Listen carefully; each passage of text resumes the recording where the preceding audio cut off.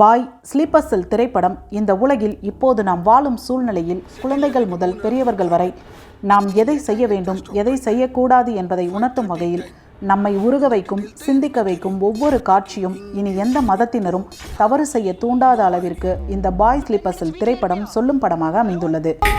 நான் மதம் மாறணுமா? எங்க பாய் அடிக்கடி சொல்லுவார், மதம் ஒரு அரசியல் கருவின்னு.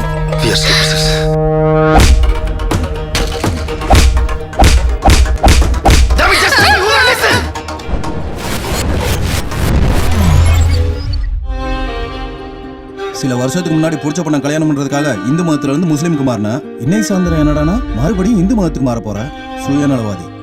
எந்த மதத்தினரும் தன் சுயநலத்திற்காகவும் அவர்களுடைய குழு பொதுநலத்திற்காகவும் நடத்தும் உயிர்பலி வேட்டையில் எத்தனையோ அப்பாவி பொதுமக்களின் குடும்பங்களும் குழந்தைகளும் பாதிப்பிற்கு உள்ளாகி அனாதையாகவும் ஆதரவின்றியும் தவிக்கும் நிலைமையை உணர்ந்தால், சிந்தித்தால், அனுபவித்தால் இனி எந்த மதத்தினரும் இதுபோல தீவிரவாத செயலுக்கு துணை போக மாட்டார்கள் என்பதை இயக்குனர் கமலநாதன் புவன்குமார் மிக அருமையாக இந்த பாய் ஸ்லீப்பர் செல் திரைப்படத்தில் சொல்லியுள்ளார்.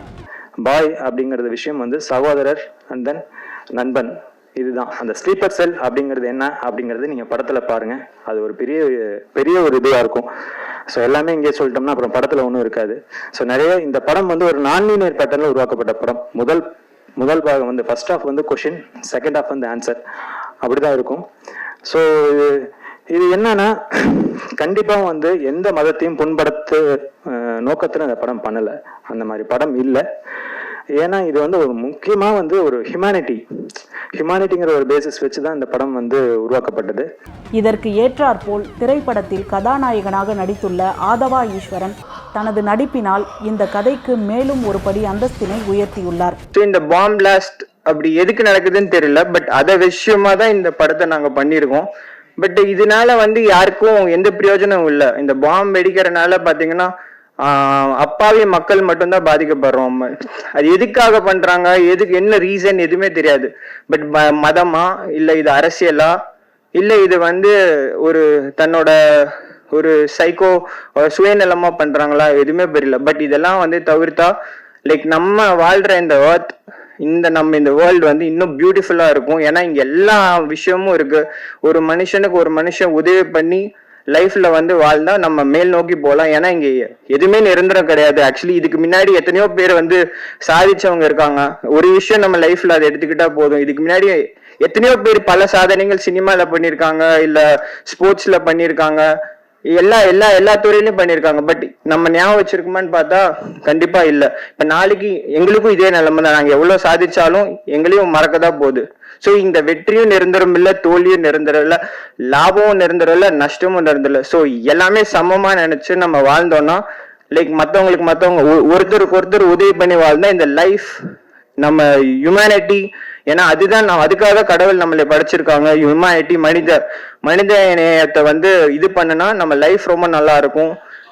எல்லாருமே வளரணும்னு நினைச்சா போட்டி பொறாம படாம எல்லாருமே வளரணும், ஒருத்தருக்கு தூக்கி விடணும், வளரணும் அப்படின்னு நினைச்சா இங்க இதை தவிர இந்த ஹர்த்தை தவிர வேற எங்கேயுமே நம்ம வாழ முடியாது எனக்கு தெரிஞ்சு. ஸோ எல்லாரும் ஸ்பிரிட் ஹியூமனிட்டி, ஸ்பிரிட் மனித நேயத்தை ஸ்ப்ரெட் பண்ணுங்க, ஒருத்தர் உதவுங்க, போட்டி பொறாம வஞ்சகம் எதுவும் இல்லாம லைஃப்ல நல்லா வாழ்வோம். இந்த திரைப்படத்தின் தயாரிப்பாளர் மறைந்த திரைப்பட பிரபல கவிஞர் உடுமலை நாராயண கவி அவர்களின் கொள்ளுப்பேத்தி ஸ்ரீ நியா என்பது குறிப்பிடத்தக்கது. என்னோட ஃபர்ஸ்ட் மூவி இந்த படம் நான் ப்ரொடியூஸ் பண்ணியிருக்கேன். இந்த படம் பார்த்தீங்கன்னா சஸ்பென்ஸ் த்ரில்லர் லைக் பண்ணுற எல்லாருக்குமே ரொம்ப பிடிக்கும்.